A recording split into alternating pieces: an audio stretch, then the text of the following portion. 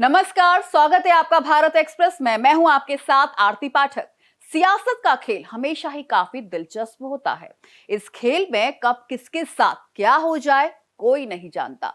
फिलहाल देश में लोकसभा चुनाव का माहौल है और ऐसे में हर तरफ आरोप प्रत्यारोप का माहौल देखने को मिल जाता है। हर तरफ जीत हार की चर्चा हो रही है।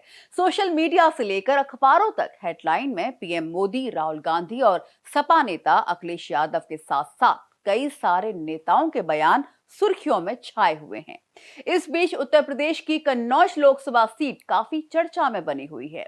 2024 में अब मुलायम परिवार की विरासत संभालने के लिए सपा अध्यक्ष अखिलेश एक बार फिर से मैदान में आ गए हैं।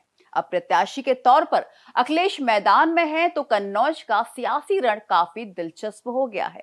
आज हम आपको कन्नौज लोकसभा सीट का समीकरण ही बताएंगे।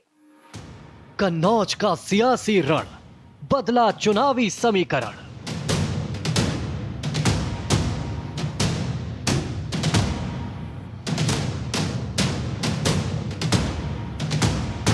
तेज प्रताप किनारे अखिलेश चुनावी मैदान में पधारे।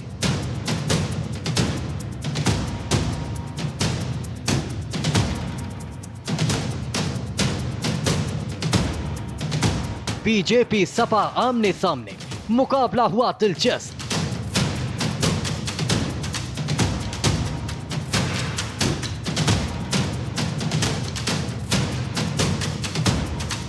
दांव पर सपा की विरासत, बीजेपी की तगड़ी बिसात।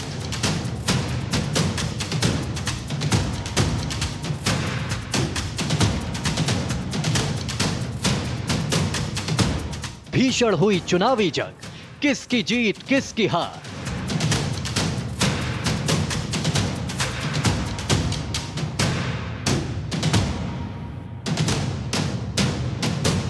समर्थकों की मांग, सपा ने मुखिया को थमाई कमान।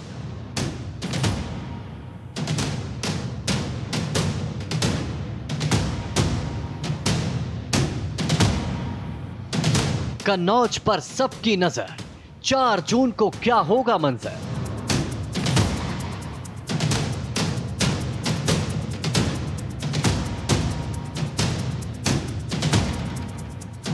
लोकसभा चुनाव में यूपी की कन्नौज सीट सियासी चर्चा का विषय बनी हुई है। सबसे पहले हम बात करते हैं मौजूदा लोकसभा चुनाव को लेकर। 2024 में कन्नौज लोकसभा सीट से सपा नेता अखिलेश यादव चुनावी मैदान में उतरे हैं। तो अब देखना होगा कि ये मुकाबला कितना दिलचस्प होगा, क्योंकि इस सीट से बीजेपी भी अपना बड़ा दांव खेल रही है और ऐसे में कन्नौज में सियासी कुर्सी की लड़ाई काफी ज्यादा अहम मानी जा रही है। चुनाव में विरासत और मेहनत दोनों दांव पर लग चुकी हैं। देश में लोकसभा चुनाव 2024 का ऐलान होने के बाद काफी हलचल देखने को मिल रही है। 7 चरणों में होने वाले चुनाव में कन्नौज संसदीय क्षेत्र में चौथे चरण के तहत वोट डाले जाएंगे। लोकसभा चुनाव 2024 में मुलायम परिवार में विरासत संभालने के लिए सपा अध्यक्ष अखिलेश यादव एक बार फिर मैदान में आ गए हैं। सपाई अखिलेश के कन्नौज लोकसभा सीट से उम्मीदवार के तौर पर उतरने की पहले से ही मांग कर रहे थे, लेकिन अखिलेश की तरफ से कोई भी पुष्टि नहीं हो पा रही थी। बाद में पार्टी ने कन्नौज सीट से अखिलेश को उतारने का फैसला कर लिया। अब प्रत्याशी के तौर पर अखिलेश मैदान में है, तो कन्नौज का सियासी रण दिलचस्प हो चुका है। बता दें कि 2024 के चुनाव में सपा ने कन्नौज में पत्ते आखिरी समय में खोले हैं। इससे पहले जब तेज प्रताप के नाम की घोषणा हुई तो फिर जुबानी जंग बढ़ी और सियासी हलचल तेज हुई। जाहिर है कि इसी तरह से कांग्रेस ने भी वायनाड लोकसभा सीट पर राहुल गांधी के नाम की घोषणा आखिरी वक्त में की थी। ये हर पार्टी की एक अपनी सियासी चाल होती है।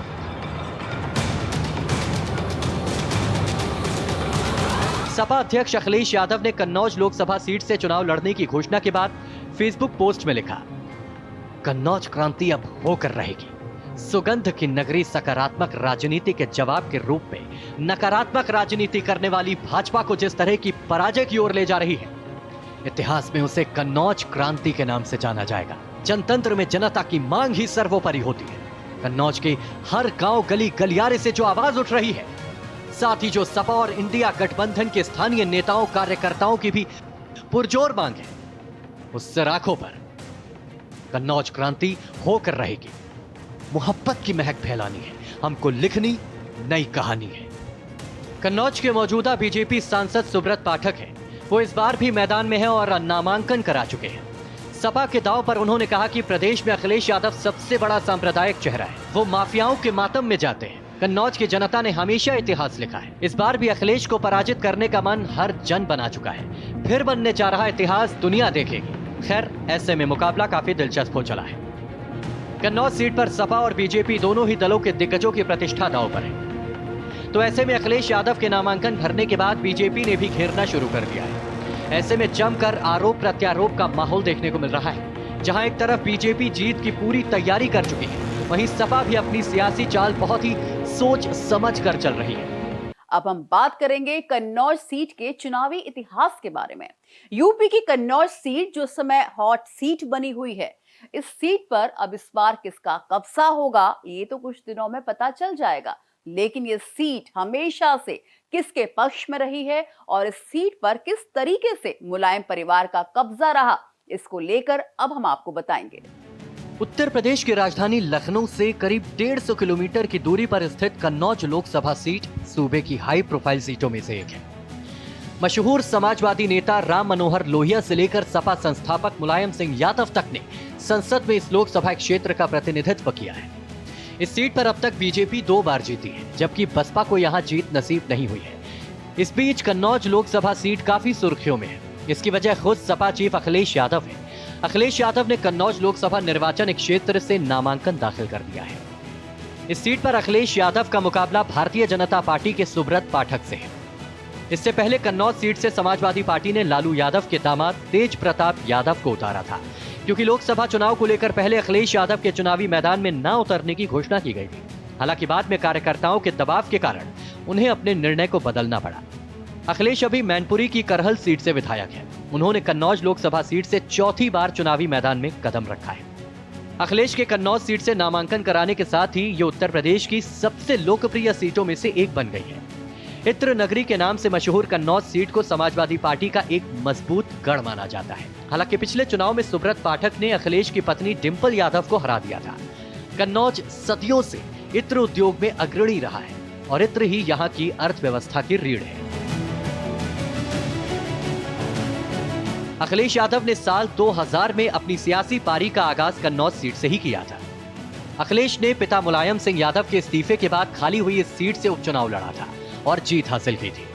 जाहिर है कि कन्नौज लोकसभा सीट साल 1967 में अस्तित्व में आई थी। इस सीट से कांग्रेस नेता और दिल्ली की पूर्व सीएम शीला दीक्षित भी एक बार सांसद रह चुकी है। अखिलेश के पिता मुलायम सिंह यादव ने 1999 में कन्नौज और संभल सीट से लोकसभा चुनाव लड़ा था। वो दोनों ही सीटों पर जीते थे। बाद में उन्होंने कन्नौज से इस्तीफा दे दिया और बेटे अखिलेश के लिए ये सीट छोड़ दी थी। मुलायम यादव ने खुद चुनावी मंच पर अखिलेश का हाथ पकड़कर कहा था कि बेटा छोड़े जा रहा हूं, सांसद बना देना। 2000 में मिली जीत के बाद अखिलेश 2004 और 2019 में भी कन्नौज से सांसद चुने गए। 2012 में सीएम बनने के बाद अखिलेश ने कन्नौज लोकसभा सांसद के रूप में इस्तीफा दिया। इसके बाद इस सीट पर हुए उपचुनाव में डिंपल यादव ने जीत हासिल की थी। साल 2014 के चुनाव में भी डिंपल ने यहां से जीत हासिल की थी। करीब 21 साल के दबदबे के बाद आखिरकार बीजेपी 2019 में कन्नौज का किला ढहाने में कामयाब हो पाए। सुब्रत पाठक ने डिंपल यादव को 1% से भी कम वोटों से हरा दिया। सपा बसपा रालोद का गठबंधन होने के बावजूद डिंपल को सफलता नहीं मिल पाई।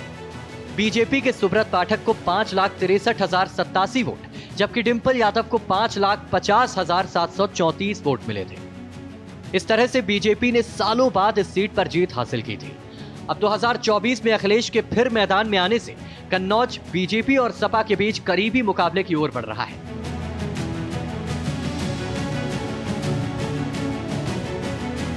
कन्नौज लोकसभा क्षेत्र में कुल वोटर्स की संख्या करीब 18 लाख है। इस लोकसभा सीट पर सबसे ज्यादा मुस्लिम और यादव मतदाता है। मुस्लिम वोटर्स की संख्या 2.5 लाख है, जबकि यादव वोटर्स की संख्या भी लगभग इतनी ही है। इसके अलावा 2.5 लाख दलित वोटर भी है, जबकि इस क्षेत्र में ब्राह्मण मतदाता करीब 2.5 लाख और राजपूत मतदाता लगभग 2 लाख है। कन्नौज लोकसभा सीट समाजवादी पार्टी का गढ़ रही है।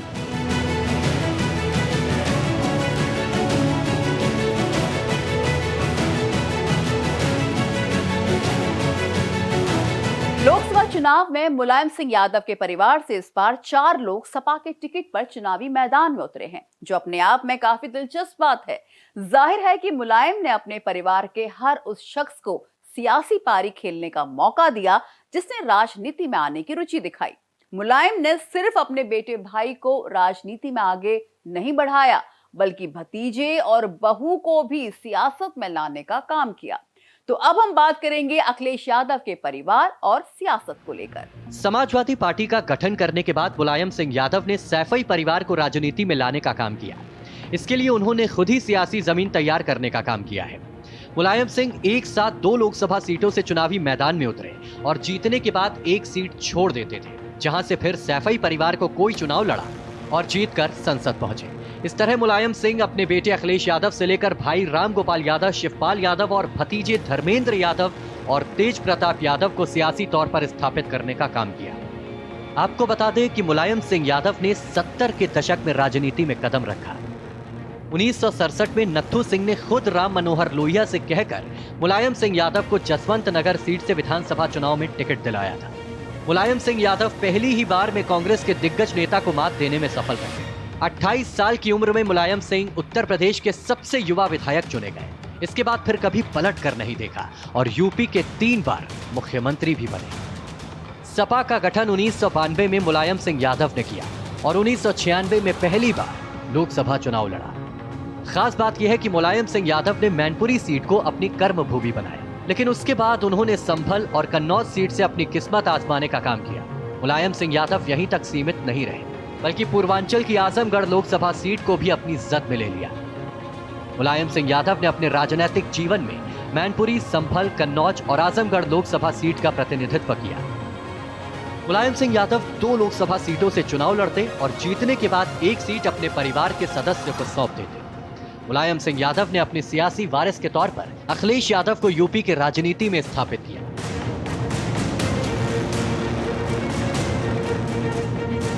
मुलायम सिंह यादव ने 1999 के चुनाव में संभल और कन्नौज 2 लोकसभा सीटों से चुनावी मैदान में उतरे। दोनों ही सीटों से वो जीतने में कामयाब रहे, जिसके बाद उन्होंने संभल सीट को अपने पास रखा और कन्नौज सीट छोड़ दी। इसके बाद मुलायम सिंह यादव ने कन्नौज सीट से अपने बेटे अखिलेश यादव को चुनाव लड़ाने का काम किया। साल 2000 में अखिलेश यादव ने राजनीति में कदम रखा और कन्नौज लोकसभा सीट से उपचुनाव जीतकर पहली बार देश की संसद पहुंचे। मुलायम सिंह यादव ने मैनपुरी लोकसभा सीट से 5 बार चुनावी मैदान में उतरे और हर बार जीतने में कामयाब रहे। 1996 में पहली बार चुनाव लड़े थे, जहां से जीतने में वो सफल रहे।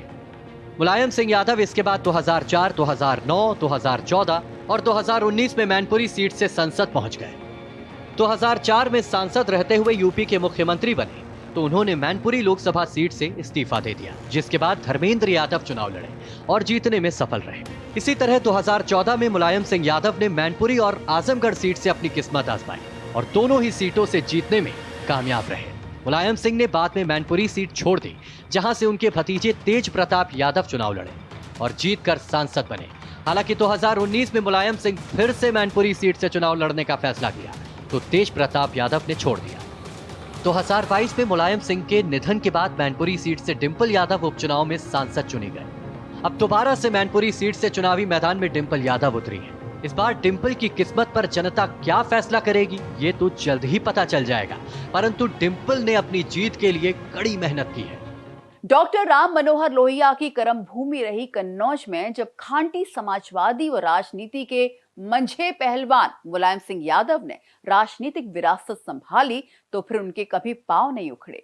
जब जब जरूरत पड़ी तब बदलाव कर पीढ़ी दर पीढ़ी विरासत अपनी काबिज रखी और ऐसे में इस कन्नौज सीट पर बहुत दिलचस्प मुकाबला हर बार देखने को मिला है। इस बार इस सीट से मुलायम के बेटे अखिलेश यादव उम्मीदवार के तौर पर उतरे हैं, तो देखना होगा कि जनता सपा नेता को कितना पसंद करती है। जाहिर है कि इत्र की नगरी कन्नौज में विरासत दांव पे लगी है। इसी के साथ मुझे दीजिए इजाजत, लेकिन आप लगातार देखते रहिए भारत एक्सप्रेस। नमस्कार।